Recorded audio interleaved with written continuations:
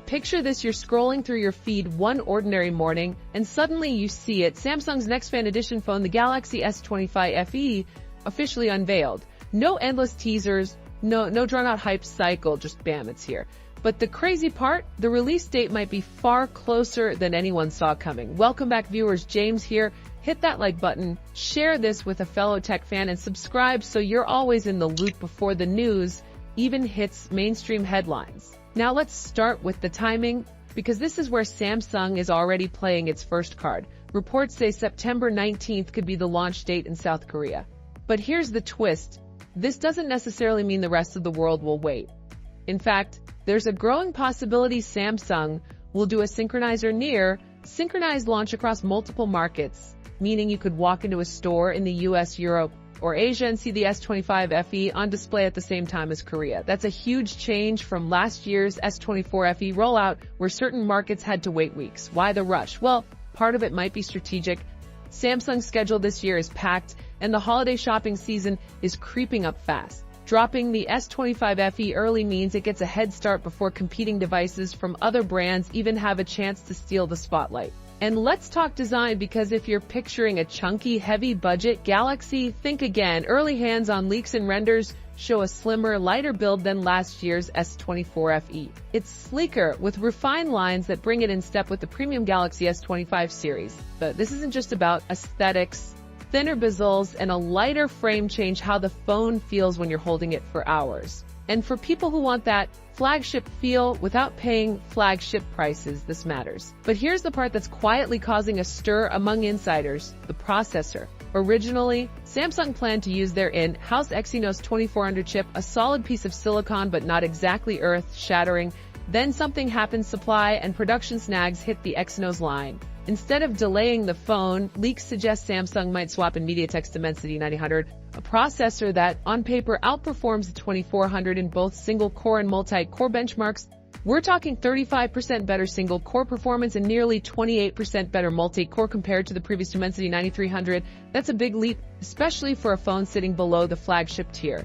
If Samsung goes this route, the S25 FE could actually outperform expectations for its price bracket, making it one of the most capable FE models ever. Pair it with 8 GB of RAM and up to 256 GB storage, and you've got a phone that's not just good enough, but one that could genuinely last years without feeling sluggish. Battery life is still a bit of a mystery. Same say 4500 Eversteel, others claim a bump to a 4900 mAh. Either way, the more exciting upgrade is charging speed. The S25 FE might jump from 25VW to 45W charging, which is a huge improvement. Imagine plugging in for 20 minutes and getting hours of use back. That's the kind of real-world change people notice immediately. Now, cameras. On paper, the rear setup won't shock anyone. It's the same 50MP main sensor we've seen in recent FE models. But here's where the magic comes in. The upgraded processor means better image processing. Even with the same sensor, you can expect sharper detail, richer colors, and better low-light shots. But the front camera, finally getting the glow-up fans have been begging for. We're going from the old 10p to a 20p selfie shooter, matching the regular Galaxy S25 series. Selfies should be crisper, video calls sharper, and portrait mode even more flattering. And then there's the software. Samsung is reportedly launching the S25 FE with Android 16 and One UI 8.0 out of the box.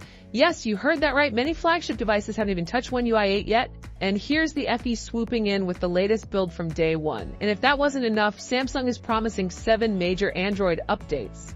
That means if you buy this phone now, you could still be getting software updates well into the 2030s. That's unheard of in the mid-range market. And it basically kills the idea that you need a flagship for long-term support. One UI 8 itself is shaping up nicely. Early testers say animations feel smoother, app switching is snappier, and the overall polish is noticeably higher. It's the kind of update where you feel the difference immediately, even if you can't pinpoint exactly why it feels better. So, what's the catch? Honestly, there doesn't seem to be a deal-breaking downside yet, unless you were hoping for a radical new camera setup or bleeding-edge flagship performance. The S25 FE isn't trying to replace the Ultra or the Pro, it's aiming to be the phone most people actually need. And that's what makes it so dangerous for the competition. While other brands push budget flagships that still cut corners in weird places, Samsung's building a phone that's balanced across the board: design, performance, software, and longevity. Without crossing that 700 line, we're now just weeks away from the official reveal, and if the rumors line up, this could be one of the most practical, well-rounded mid-range phones of 2025. The only question is, will Samsung be able to keep the hype in check, or are we about to see another launch where demand outstrips supply? Stick around, because as soon as I get my hands on the official details, you'll hear about it here first.